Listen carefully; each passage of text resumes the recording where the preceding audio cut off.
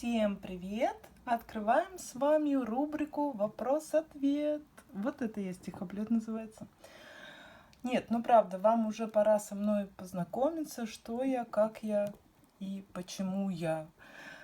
Я выписала все вопросы, там есть пара-двойка вопросов, которые повторяются. Естественно, я их повторно озвучивать не буду, а сразу начну вопросы прям вот как вы их задавали постепенно, так и буду. То есть не отсортировывая, знаете, по логической цепочке, как вас зовут, сколько вам лет, где вы живете, а именно вот как вы задавали, так я и буду отвечать. Ну что, поехали? Так, первый вопрос. Здравствуйте, ваш канал приносит доход и сколько вам лет? Мой канал приносит доход, и мне 40 лет. Нет, я, конечно, так совсем узко не буду отвечать. Но на некоторые вопросы, как сколько мне лет, там, конечно, широко не раскроешь потенциал. Сколько есть, столько и есть.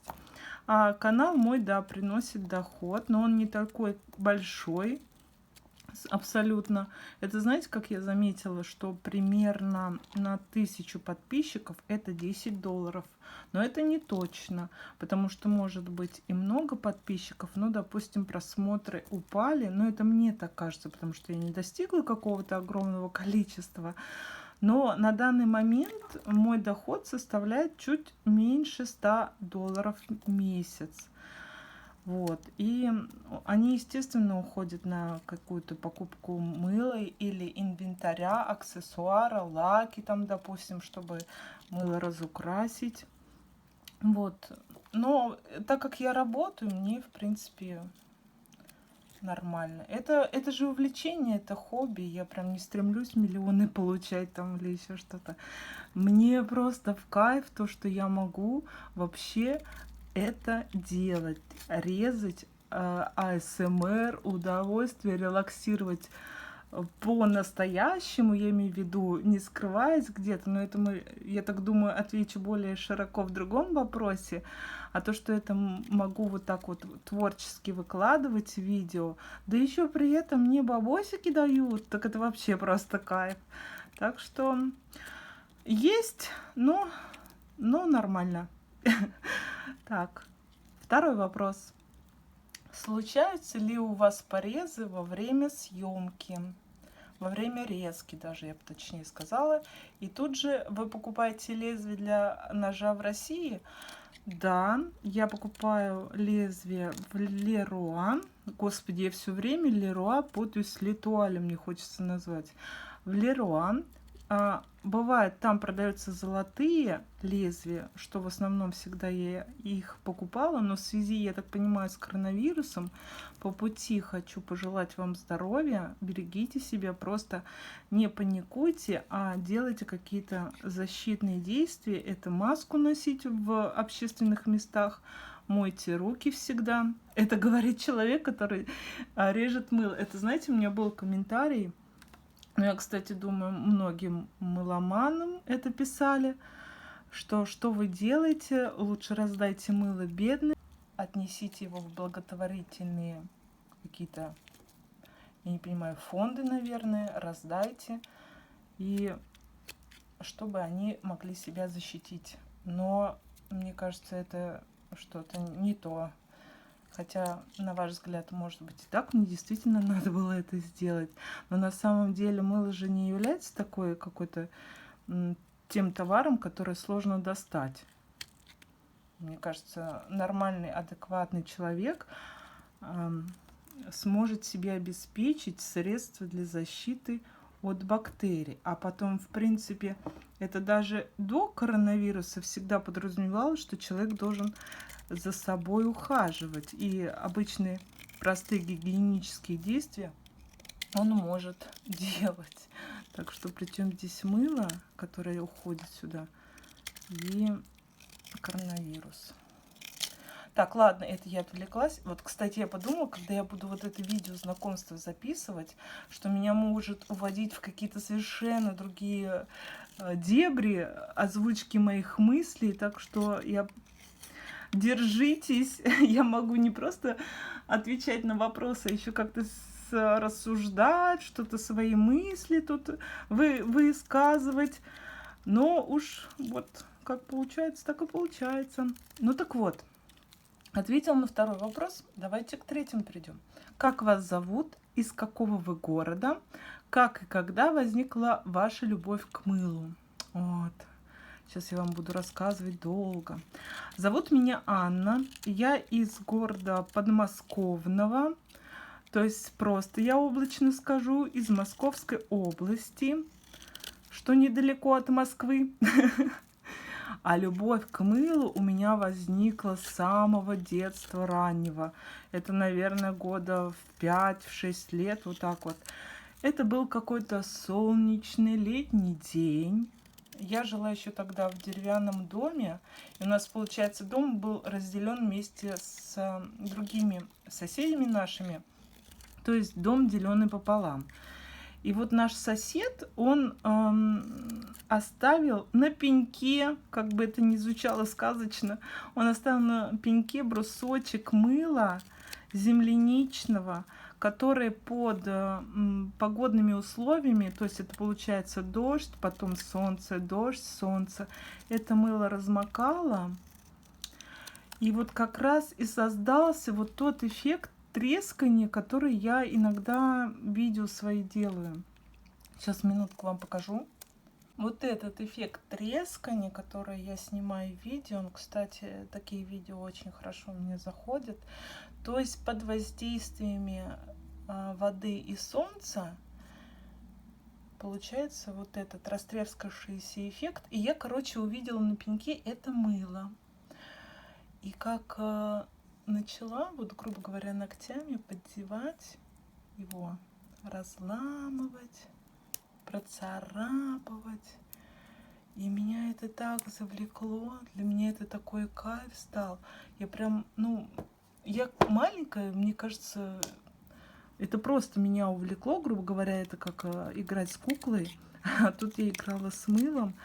Просто со временем я поняла, что я когда мыло беру и что-то его ковыряю, а ковыряла я его, естественно, не канцелярским ножом, а просто ногтями процарапывала, то это для меня был такой релакс. Я все время, грубо говоря, подвисала, о чем-то думала, успокаивалась.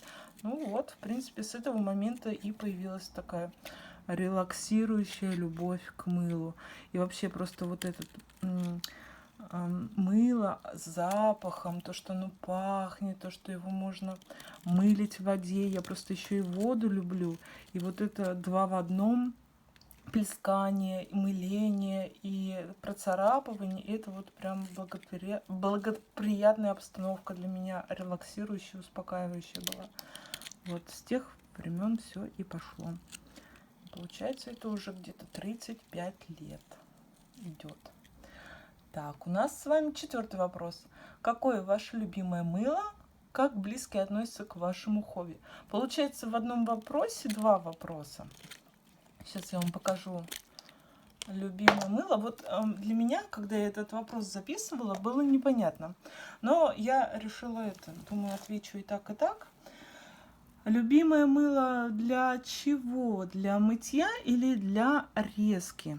Если получается... Давайте отвечу как для АСМР.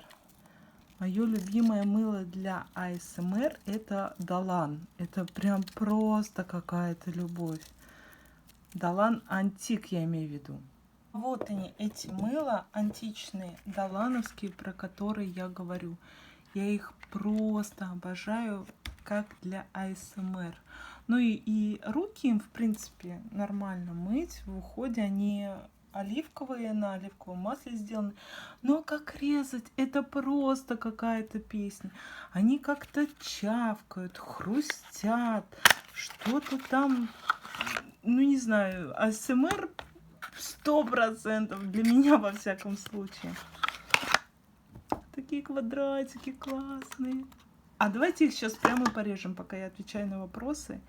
Их надо резать в тишине. Сейчас я один начну, и вы поймете, о чем я говорю.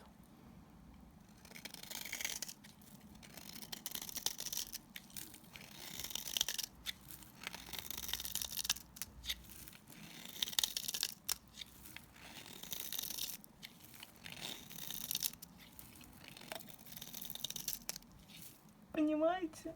Это такой кайф просто. Мне прям слюни текут, когда я его режу. Так, ну а если по поводу мыла для использования, я еще такая думаю, у меня все мыло, я все мыло люблю, мне все нравятся запахи, все консистенции, даже которые такие квелы, какие-то сопливица. Меня это вообще никак не смущает.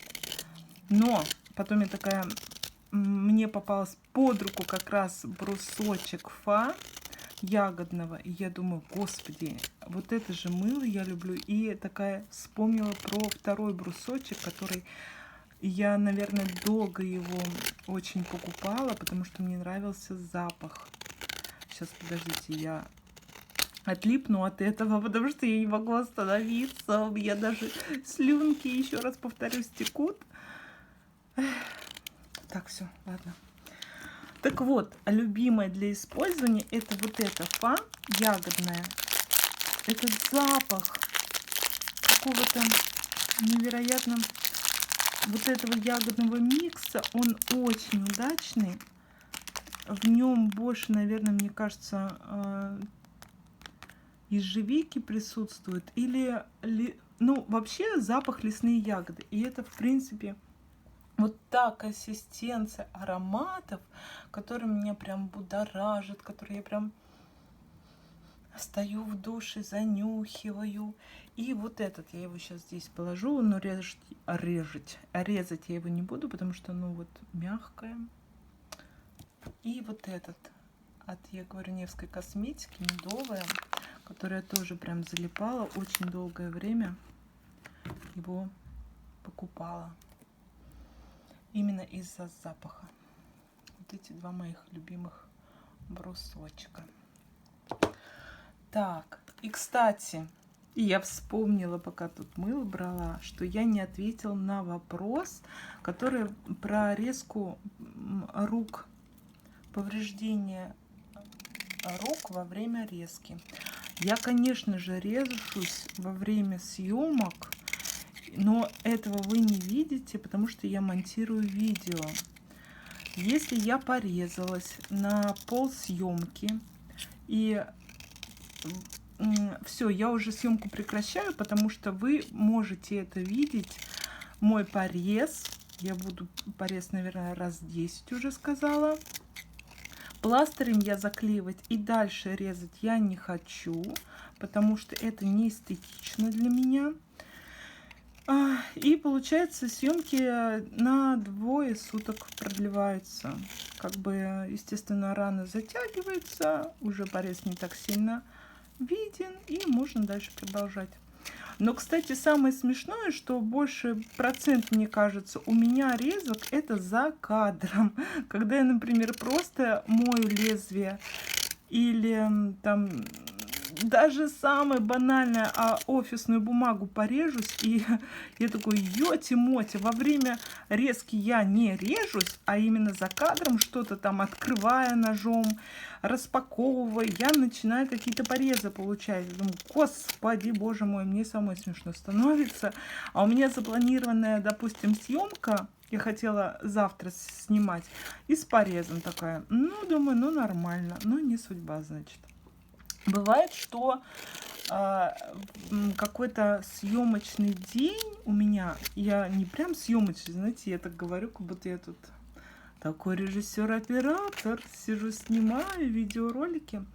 Я стараюсь в один день сделать 2 съемки примерно. Это я вообще отвечаю на вопрос, который не задавался.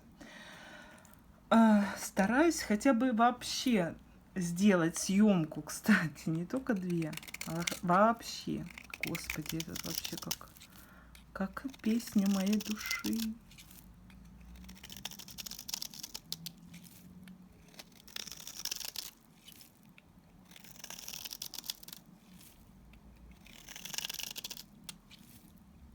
Ушла из кадра.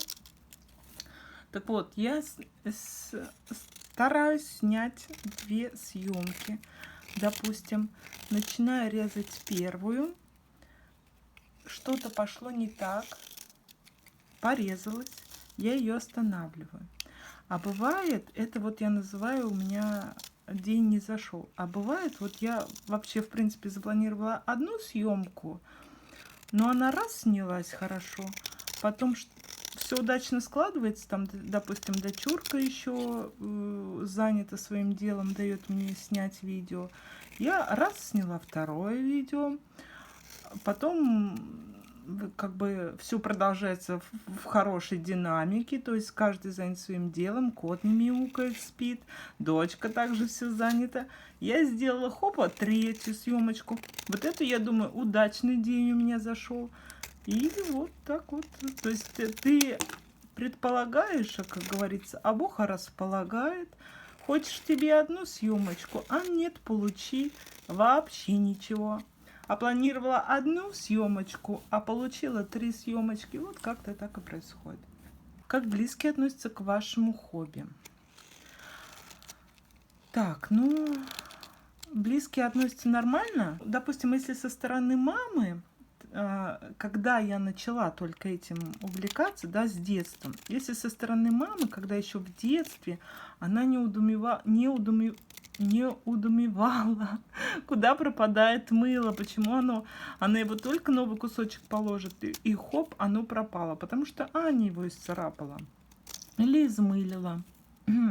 Потом, когда официально, так скажем, я стала снимать видео, когда еще жила с родителем, то она, ну, чуть-чуть нервничала в том смысле, что ей не нравилось, что это все вот эти остатки, обмылки, опилки мыльные, они по всему, естественно, там разбрасывались с рабочего месту. Я за собой убирала, но это не настолько тщательно. Это все равно какие-то в мелкие щели стола западает, или стенок, или коробок.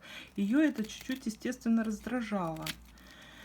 Вот. Но когда я уже переехала отдельно и стала с дочерью жить, то все прекрасно, все уже хорошо, все довольны. Они не считают это странным, потому что, ну, хобби и хобби, в принципе, это, ну, может быть, поначалу это казалось им странновато, но мне они не озвучивали.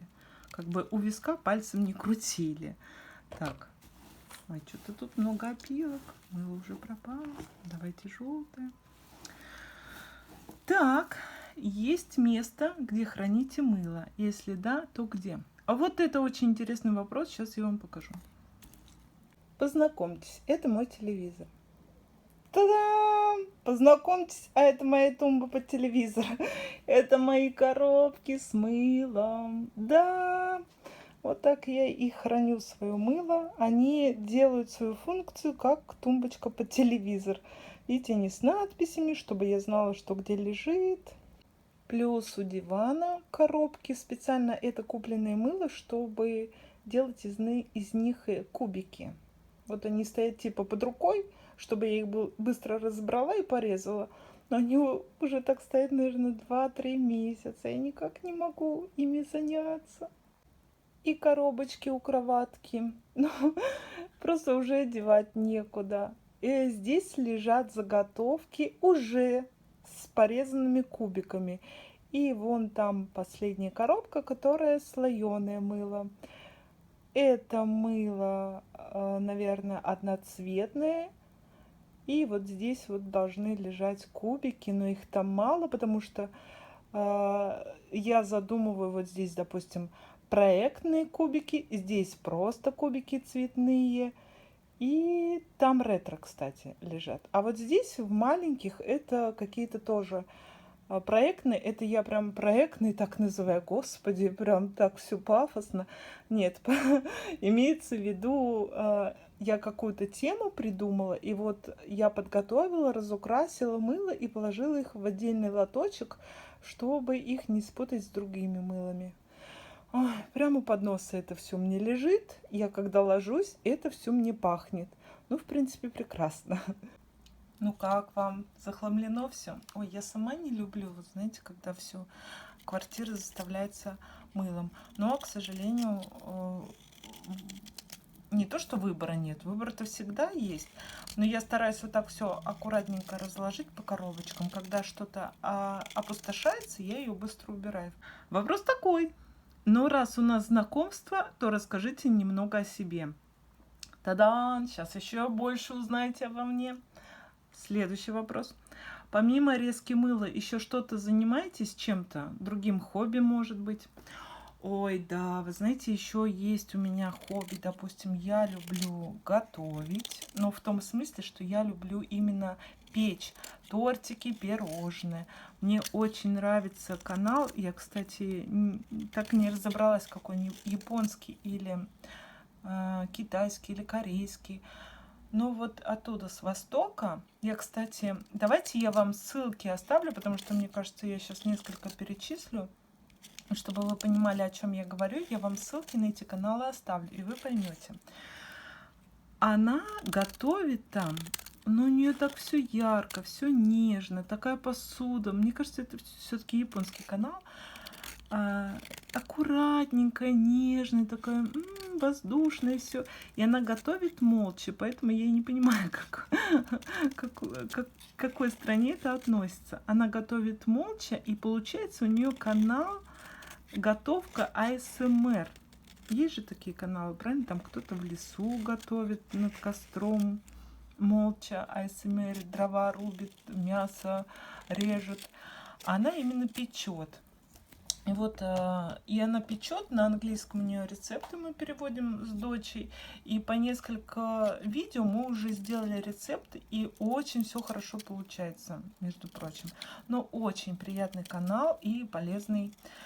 Потом я еще очень люблю смотреть Ирина Хлебникова, если я не ошибаюсь. Я опять оставлю ссылку. Она там уже просто, это кулинарный канал. Она готовит все от первого блюда до компота, варенья и каких-то зимних заготовок. Потом я очень люблю канал Алекс Милана. Она такая веселая, такая воодушевляющая. У нее все вкусно, все тоже красиво, все получается по ее рецептам. И ну прям вот жить хочется, я не знаю, прям, когда смотришь вот эти все воодушевляющие каналы. Потом мне очень нравится заниматься, сейчас у меня снова интерес ожил, к косметике, к макияжу. Прям, не знаю, месяца, наверное, 2-3 назад я как подсела на вот эти все макияжные каналы, но не на все, конечно. А сейчас вам скажу, какие. Наталья Моа и Ксения Вебер. Вот Наталья Моа, она профессиональный визажист. Мне очень нравится, как она красится, как она показывает, рассказывает о разных брендах. У нее очень красивые макияжи, она их делает яркими, такими. Они, конечно, не для каждого дня, не для будничного, не на работу, но мало ли, может, кто-то действительно так захочет ходить там. Но вот знаете, просто в какой-то праздник накраситься, можно у нее научиться. И она вообще очень позитивный, веселый человек. А Ксении Вебер мне нравится, как она рассказывает о косметике, какую косметику и кому лучше выбрать, с какими вот этими добавками, всякими витамины С, антиоксиданты, какие-то сыворотки, вот эти сыворотки с ретинолом, гликолевой кислотой, это вообще какой-то для меня темный лес просто. И вот Ксения Вебер мне в этом помогает разобраться, но не лично, конечно, а по ее видео. И вот, кстати, знаете, что вам хотела сказать? Мне 40 лет. Да, это вы уже поняли. Но я буквально только в этом году поняла, как за своей кожей ухаживать. Это что-то просто, какое-то для меня открытие стало. То есть, допустим, вот всю жизнь я страдала проблемной кожей, высыпаниями, акне. У меня кожа жирненькая, и она, естественно, постоянно подвергалась каким-то, ну, просто, вот я не знаю, чем можно ее было замазать, чтобы это все было как-то прилично смотрелось. И естественно, я вот каждый год, ну, короче, все это время мучилась от этого всего. Потом я напала на канал одной из блогеров в Инстаграме. Меня как захватило вот это все, уходы, крема. Я это все накупила, начала на себя намазывать. И, ребята, как мне это все помогло. Я поняла, для чего у нас гидрофильное масло, для чего моющее средство, ну не для посуды, конечно, для лица, для чего тоник, для чего сыворотка, для чего крем увлажняющий, питательный, с коллагеном, с ретинол. Что такое ретинол? Ну, короче, люди, которые смотрят мой канал, если у вас какие-то проблемы с кожей, то не слушайте меня, а послушайте профессионалов, которые действительно вам помогут в этом вопросе. Но понятное дело, что это какой-то внешний фактор играет, а не в связи с внутренним каким-то раздражителями или болезнями, не дай бог, я имею в виду всех нас, а именно просто как за собой правильно ухаживать, чтобы выглядеть всегда ухоженной, привлекательной. И кожа у меня сейчас такая, вот буквально, знаете, за 2 месяца она исправилась. Она такая гладенькая, хоть у меня и расширенные поры, но они все сглажены, чистенькие, без вот этих каких-то забитых пор. И у меня вот из-за того, что кожа жирненькая, морщин как бы сильно и нету. Но все равно, знаете, надо свою кожу поддерживать, подпитывать, чтобы это было. Так, мы ушли вообще далеко от мыла. Я, короче, ссылки на каналы оставлю, если кому что интересно, пожалуйста, смотрите. Так, это я рассказала про свои хобби, макияжи и готовку. Так, сколько в месяц вы тратите примерно денег на мыло? И сколько мыла у вас в коллекции? Итак, получается, когда я снимала видео примерно год назад о своей коллекции мыла. Но вот, кстати, я хочу вот здесь прерваться. Я не коллекционирую мыло, я его собираю, чтобы в дальнейшем снимать видео АСМР. Коллекционер это все-таки вот его он покупает, собирает, хранит где-то, но его, естественно, не режет, а просто вот показывает, раскладывает. Я его покупаю, потому что я понимаю, что мыло в большинстве своем случае оно свежее, его надо просушивать, а магазины за меня это делать не будут. И получается, я покупаю, складирую мыло, и чтобы оно сохло спустя какое-то время, это получается около года, оно высыхает, и я его снимаю для резки. Вот, отвлеклась. Так вот, получается, в начале своего первого видео с мылом, где я вам показывала свое количество мыла, там было около примерно 1800 кусочков. Вот сейчас я посчитала примерно 900. То есть за год у меня оно, пум, наполовину ушло. Вот, 900. Ну, вот, получается, еще на год съемок хватит. А потом, я думаю, куплю еще, будет новое. И мне просто кажется, я очень много его купила, разного все вида. Это уже надо ездить по разным странам и покупать другие виды. И получается, отвечая на вопрос, сколько в месяц вы тратите денег на мыло.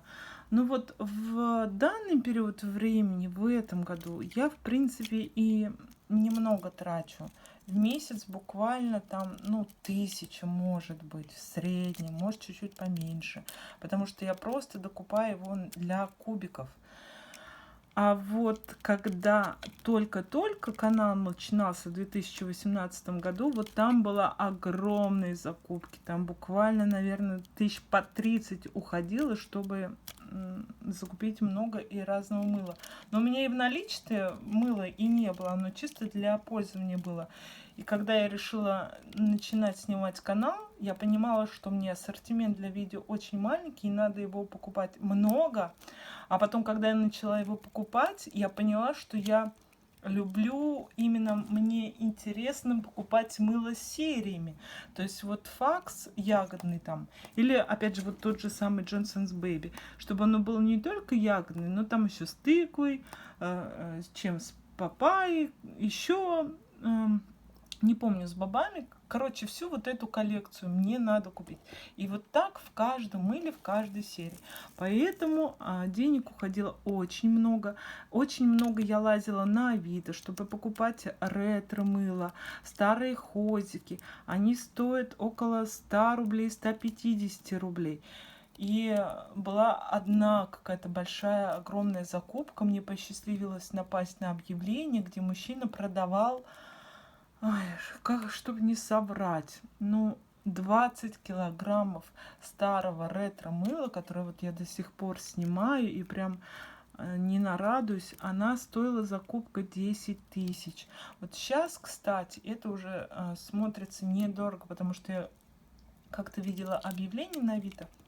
Там вот такой же примерно размах был. Но, кстати, поскромнее ассортимент. Но продавали уже за 50 тысяч. Вы представляете? 50 тысяч. Я такая, о-о, даже я подняла руки вверх. И думаю, ладно, нет, спокойнее, только спокойнее. У тебя сейчас пока все есть, ничего не надо, не захламляй дом. Вот из этой серии. Ой, так, ну вроде ответила. Так, 9 вопрос. Это вот, представляете, у меня есть нумерация вопросов. Может, это глупый вопрос, но как часто вы меняете лезвие у ножа? Я вот отвлекусь опять же от темы вопроса. Я ни один вопрос никогда не считаю глупым. Это если только считать, если ты задаешь вопрос как профессионал. То есть, допустим, я как какой-нибудь профессионал своего дела, специалист, ну, бухгалтер, допустим, и задам вопрос, а как считать зарплату? Вот это будет очень странно, потому что ты вроде как работаешь на своей работе и не знаешь, как считать зарплату, а вот когда человек не прикасается к какому-либо действию, к сфере или чем-то не занимается, ни один вопрос нельзя задать и считать глупым, потому что вам, если это интересно, то спрашивайте, не бойтесь. Это глупо не отвечать, это даже некорректно, если вам скажут, что ты задаешь глупые вопросы. Вы же не спрашиваете, а как моргать. Вот я тут усомнюсь, как бы отвечать мне на этот вопрос или нет. Ну так вот. А лезвие я меняю, ну, наверное, оно выдерживает съемок 8. А в съемках в среднем около 10 мыл. То есть 80 кусочков мыла оно выдерживает. И тут мы подошли к самому часто задаваемому, мяночку, к часто задаваемому, пардон, к частому вопросу. Что вы делаете с опилками от мыла после резки сухих мыл? Да-да! Сейчас я вам отвечу на часто задаваемый вопрос. Я надеюсь, он от меня отстанет, потому что, ну, это грустно отвечать на этот вопрос для меня. Я опилки превращаю в новое мыло, ну, то есть в залипушки. Ой, сейчас я вам покажу. Это вот такие. Вот. Но я перестала с ними снимать видео, потому что, ну, в принципе, это смотрится как вторсырье. Ну, не знаю, как переработано, и это выпускать в видео. Ну, я уже так смотрю со стороны свои видео с залипушками. И мне кажется, это, знаете, как БУ. Хотя, в принципе, обмылки же тоже БУ, вторсырье, но они как-то более элегантнее смотрятся. Ну, давай заодно и порежем. Элегантнее смотрятся вот эти.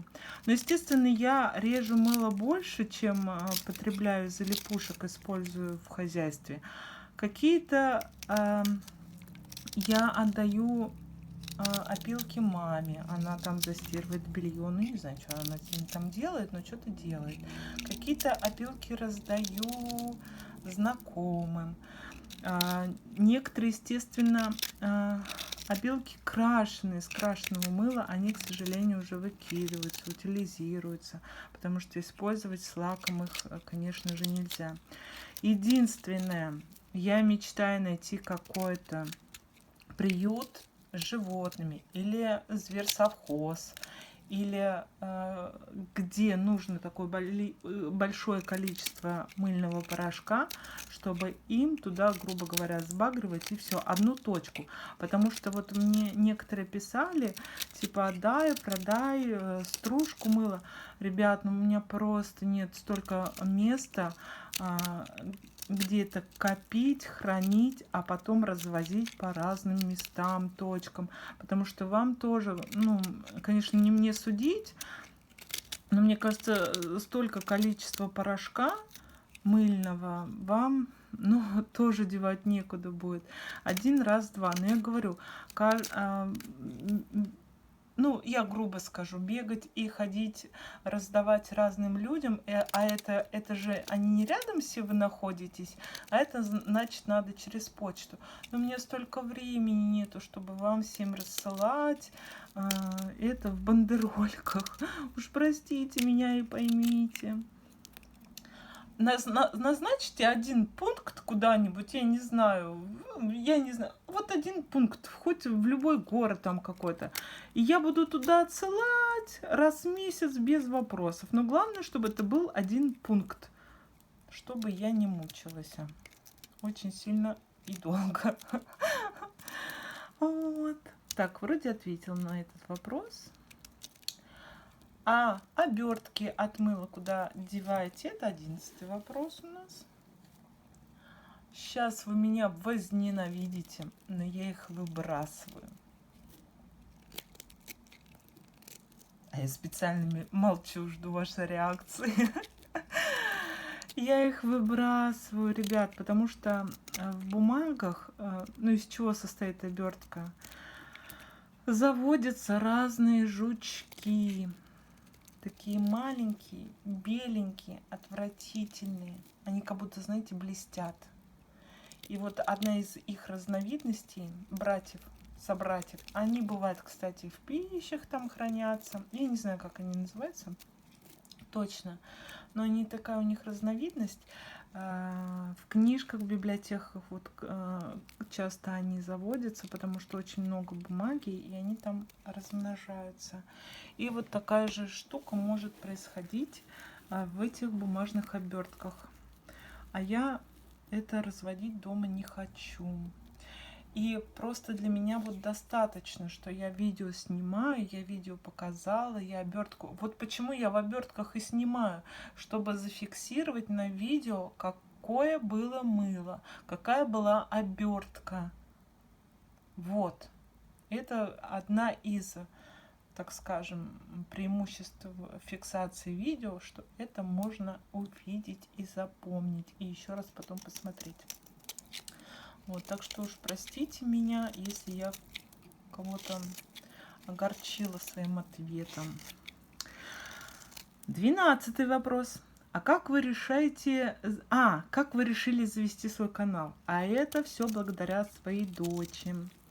Значит, 2 года назад, потому что я свой канал, я сначала Инстаграм открыла, это было в 2018 году. Перед Инстаграмом я такая любитель мыла поковыряться, но купила еще тогда, буквально за месяц, наверное, до канала, очень много мыла, разложила себе на шкафчик, но я его купила, разложила и сушила специально для того, чтобы можно спокойно было ковырять. То есть я думаю, я взрослая тетя, я уже могу себе накупить много мыла и спокойно его с чистой совестью ковырять, никому от этого плохо не будет, никто в этом не потеряет денег, я имею в виду. Вот, буду его спокойно ковырять, мылить, как мне захочется и когда захочется. Но купила, и такая дочь, говорю, дочь, ну вот как можно на этом мыле самореализоваться, чтобы не думали, что я совсем свихнутая, больная, я думаю, и вообще, в принципе, в мире, кто-то любит вот так же мыло ковырять. Мне вообще казалось, что я одна такая на свете, честное слово. Он говорит, так вон же есть СМРы, а СМРы, они называются, видео в Ютубе, в Инстаграме выкладывают. Я говорю, где? И она мне показала видео девочек АСМРщиц, которые выкладывают видео. И я такая, да ладно! И у меня даже ни минуты сомнений не было, что я даже ничего не успела продумать, как я буду снимать, что я буду снимать. Я просто начала снимать. Мое первое видео было с обмылками, где я накопила много-много-много обмылок, где их вываливаю из вазочки. Там даже слышно первое слово «давай». Это видео можно увидеть в Инстаграме на моей странице, оно самое первое. Вот с этого все и понеслось. Очень легко, быстро и спокойно, без всяких травм каких-либо. И тут меня как погнало покупать все это мыло. Я не успевала снимать, потому что в Инстаграме много мыл не снимешь. Ну, мне казалось, по крайней мере. Нет, конечно, там выкладывают по 10-20 видео с одного аккаунта в день летит.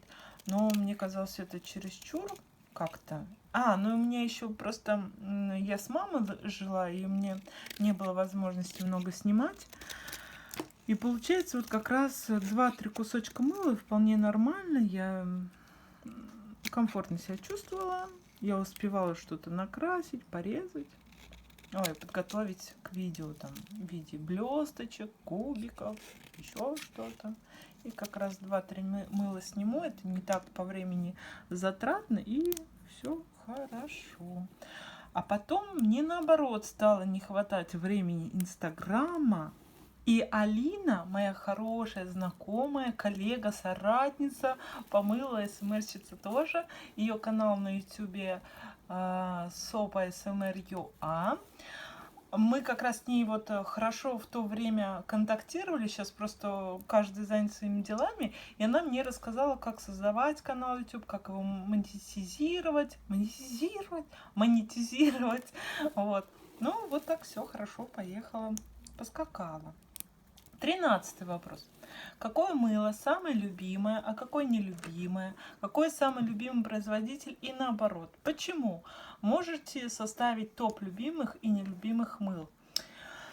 Так, ну вот знаете, вот прям по производителям и по мылу я вам не скажу, потому что вот опять же, я к мылу отношусь как к потреблению, как к способу релаксации. И они для меня все любимые, все классные. Единственное, вот опять же, я думала, как ответить на этот вопрос. Давайте я на него отвечу так. Вот любимое мыло для меня, как для СМР, это вот то, которое хорошо крошится. Вот это даже чуть-чуть оно такое тягучее. А вот, допустим, ну давайте вот это возьмем, которое так щелкает, хрустит. Вот эти мыло для меня любимые. Неважно, какой производитель. Хоть Невская косметика, хоть какой-то турецкий Эвиап, допустим. Или какие у нас еще бывают? Даланы, турецкое же, правильно, тоже мыло, российского производства.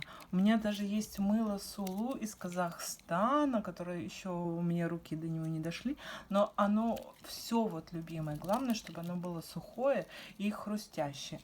А вот такие мыла, как вот тягучие, как вот это мыло, оно еще не вышло в видео, как раз, наверное, после выйдет, из серии Красной Москвы. Вот оно вот такое вот совсем тягучее, такое, ну, никакое, оно бесшумное.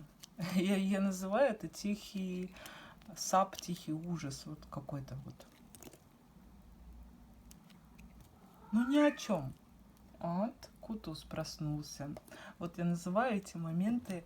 Уже типа пора заканчивать. Съемка идет не по нотам, наверное, можно так сказать.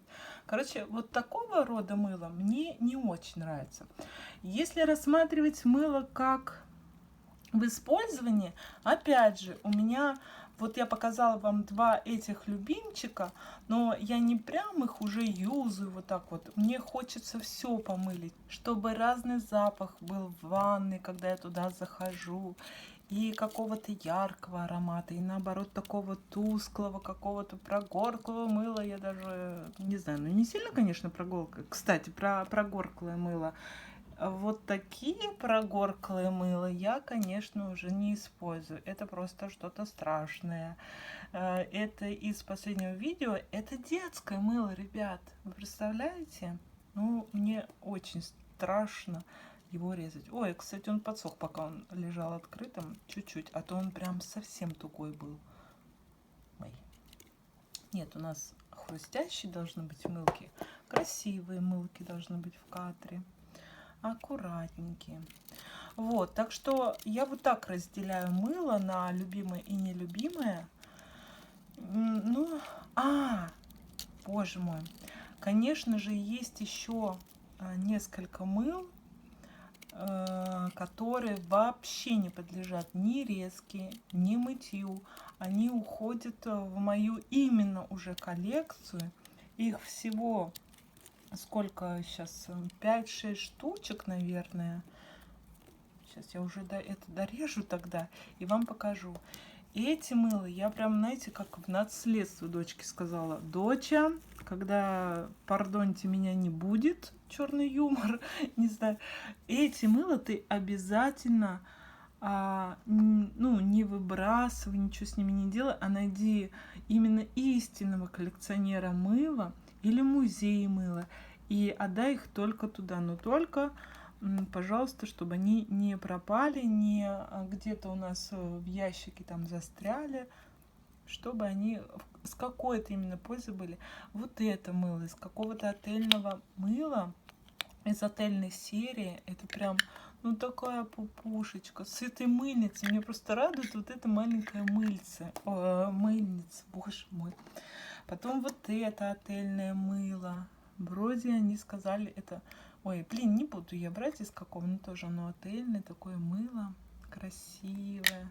Мне нравится, что вот эти два мыла, они именно в мыльнице. Вот это меня в них здесь и привлекает. Вот это мыло в комплекте вместе с одеколоном. Ну, сейчас такое вообще не выпускает. Это такой раритет. Красотусечка. Сейчас я понюхаю, подождите. Ну, оно уже пахнет. Вот я называю это запах старины.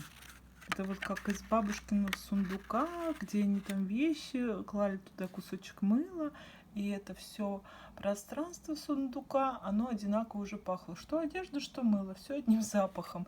И это вот прям бабушкин сундук. Вот это отельное мыло. Но оно уже в больших размерах. Тут, наверное, видите, какая красота. Прям вообще обожаю. И вот эти два моих абсолютнейших, нетронутых, девственно никогда не будут, я надеюсь, тронуты, а будут служить красоте. Вот это статуя. Ну, Венера, она похожа на Венеру. Ну, конечно, это копия, подобие, не сама Венера. И вот это какое-то последнее мыло на Авито я нашла. Я его еще запущу в видео с распаковкой. Но я вам его на фотографии показывала. Вот, кстати, мне кажется, что это оно не из люкс, не из серии люкс. Это какой-то другой производитель. Просто, видать, продавец его положил в эту коробку, чтобы оно просто не сломалось. И все. Там. Смотрите, как... Avon. Вы представляете? Я только сейчас это увидела, когда снимаю на камеру. Вы представляете, что оно делало, вытворяло? Вот они какие. Ну тоже необыкновенно красивое мыло. Как такое можно срезать? Короче, вот эти. Сколько? Получается 6 мыл. Они уйдут куда-нибудь дальше жить. Это точно. Вот, все. Я думаю, вот так я на этот вопросик отвечу. Ну, потому что реально, мне и Невская косметика нравится. И Калина нравится. Производитель вот там мыла, оно было такое зеленое, малахитовое, переливающееся, которое прям из крашеного. Последнее мыло с лаком в прозрачном лаке. Ой, какое оно красивое. Так, ну ладно. 14-й, последний вопрос. Не жалко резать редкие красивые куски мыла? Может, использовать их лучше по прямому назначению? Часто получаете мыло в подарок от друзей-мыломанов? Ну, смотрите, я режу мыло не... Вот то, что я вам сейчас показала, я его резать не собираюсь и по прямому назначению тоже не собираюсь использовать. Вот мне его жалко, вот эти 6 кусочков. Все, остальное мне не жалко. Это обычное бытовое ходовое мыло. Я ничего эксклюзивного не режу. Даже в принципе, если бы, ну и резала или... Опять же, вот тоже, вот знаете, интересно так, по прямому назначению использовать. Но он уже также исчезнет, и его вообще никто никогда не увидит. А так, если бы я его порезала на камеру, его хотя бы кто-то увидит, кого-то заинтересует, оно останется в памяти видео по-любому. Так что нет, мне не жалко, но я говорю, вот кроме этих 6, оно должно служить истории, на мой взгляд, опять же. Вот, поэтому по прямому назначению я, кстати, иногда дублирую мыло, чтобы использовать его также и по прямому назначению, чтобы его прочувствовать запах полноценный, его структуру, его пену, пенящиеся свойства. Короче, все используется и там, и сям. А когда, кстати, стружка вот остается какого-то, допустим, серии, редко я режу, оно продается не в сетевых маркетах, а через интернет заказываю. Вот оно ко мне попадает в одном экземпляре, потому что, допустим, дорогая какая-то серия, бывает мылки, там по 500 рублей попадается. Вот эту стружку я использую именно в залипушке, делаю и уже, получается, по прямому назначению и использую. Им также приятно мыться. Оно, правда, не имеет уже формы, естественно, а такую округлую. Но ничего, а запах-то идет, вкусный запах. Так что вот, все нормально. И вопрос, часто ли я получаю подарки от меломанов или друзей. Знакомые мне привозят по 2-3 кусочка, и то с моей просьбой. А вот подарки от подписчиков у меня было 2 случая в Инстаграме. Для меня это был такой шок. Ну, в хорошем смысле. Я думаю, боже мой, это ну, настолько приятно. Это просто неощутимо словами. Чувства, которые, что человеку настолько нравится, ну, можно сказать, мое творчество, что он даже мне высылает, покупает мыло. Это для меня было так прекрасно. Это просто было мыло, оно само по себе очень простое мыло, но оно такое прекрасное, такое цветастое. Я его даже вот здесь у себя нигде никогда не встречал и заказать я не могу. И я так эту девушку благодарю прям каждый раз. Я его еще, кстати, не резала. Оно ждет своего часа, уже, по-моему, скоро порежется. Оно лежит на очереди. Ну, неважно, но это было так приятно и так чудесно. И когда я вела в Инстаграме свою страницу, мы там часто, очень часто среди АСМРщиков делали пересыл друг другу даш на даш. И, наверное, раз 5-6 мы вот так вот делали. Из Индии мне высылала девочка. Потом делали пересыл как раз между Алиной, то есть с Украиной. Это еще та история была, господи, вроде бы соседи, вроде бы должно быть все просто, а такие сложности, это был самый сложный пересыл между нами. Как раз на тот момент какие-то конфликты вот были из-за Крыма. И это было какими-то окольными путями все друг другу передаваемо. Потом мы уже на все плюнули и почты друг другу отправляли. Почта тоже со стороны Украины, какие-то сложности с таможенной декларацией, с накладными. У нас вроде тут отправишь, и слава богу, все вроде спокойно. Ну, короче, целая история с этими пересылами. И с девочкой тоже по российскому городу были несколько пересылов АСМРщиц.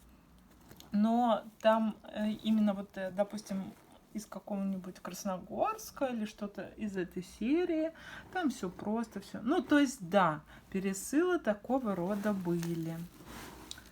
Вот, я по ним уже даже соскучилась, но я просто понимаю, что я сейчас не смогу этим ничем заняться, потому что чуть-чуть финансы не позволяют этим заниматься. А так я, конечно, с удовольствием любитель собрать. И даже, знаете, не то, что финансы, это время. Мне вот сейчас последнее время, извините за каламбур, не хватает, потому что это надо закупать, отправлять, находить. Ну, это не за раз делать. Ну вот, в принципе, все. Вопросы ваши кончились. Я надеюсь, на них я ответила. Я надеюсь, вам было интересно на них послушать ответы. Если вдруг что-то не так, пардоньте. Если что-то так, я очень рада. Ох, что я могу сказать в заключение? Что я чуть-чуть волновалась. Это все-таки мне что-то разговаривать надо, и желательно это корректно разговаривать, красиво, не сквернословить. Боже мой, я даже это слово не могу сказать нормально. Сквернословить. Так что я надеюсь, вам видео понравится. Вы что-то обо мне, естественно, уже многое узнали. Спасибо вам огромное за все, вообще за все. За просмотры, ваши комментарии. Даже если что-то негативное там пишется, я написала и прекрасное. Спасибо, что высказали свое мнение, как говорится. Ну вот. Я вроде все сказала, что хотела. И ответила на все ваши вопросы. Все, спасибо вам, целую. Сейчас буду ломать тихо. Пока.